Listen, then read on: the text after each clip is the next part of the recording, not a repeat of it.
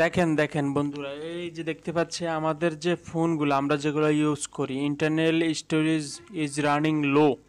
এই সমস্যা আমরা অনেকে বিভ্রান্ত হই যে এই সমস্যা কীভাবে সমাধান করতে পারবো। তবে আমি গ্যারান্টি দিয়ে বলতে পারি, আপনি যদি আমার ভিডিওটি পুরোপুরি দেখেন তাহলে আমি সহকারে বলতে পারবো যে আপনি সমস্যার সমাধান করতে পারবেন। এক নাম্বার স্টেপে হলো গিয়ে আপনার মোবাইলের যে গ্যালারি, বুঝছেন, যে গ্যালারি অপশনে গিয়ে যে আপনার অপ্রয়োজনীয় যত ছবি আছে এবং ভিডিও আছে সবগুলা ডিলিট করে দিবেন। যেগুলো আপনার প্রয়োজন নাই ওগুলো সবগুলা এই একটা একটা করে ডিলিট করে দিবেন, যেগুলো আপনার প্রয়োজন নাই।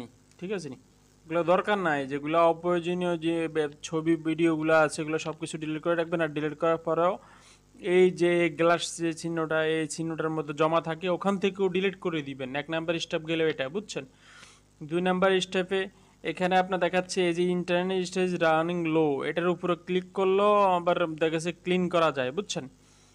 এগুলো আস্তে আস্তে একটা একটা করে দেখবেন। আর তিন নাম্বার স্টেপে হলো গিয়ে আপনি আপনার যে মোবাইলের সেটিংয়ে চলে যাবেন। সেটিংয়ে চলে গিয়ে অ্যাপ ম্যানেজমেন্টে গিয়ে বা অ্যাপ যে কোনো ওই যে অ্যাপস অপশনে চলে যাবেন, যেখান থেকে আনইনস্টল করা যায় বা অ্যাপস ডিলিট করা যায়, ওই অপশনে চলে যাবেন। চলে গিয়ে একবার নিচে চলে আসবেন। নিচে চলে আসে একটা একটা করে দেখবেন এই যে 2 জিবি, কথা 2 জিবি 2.42 জিবি, ঠিক আছে। এখানে আপনার ইউটিউব মানে আপনার যে ডাউনলোড করছেন ইউটিউব থেকে ওগুলো কিন্তু মুছে যাবে।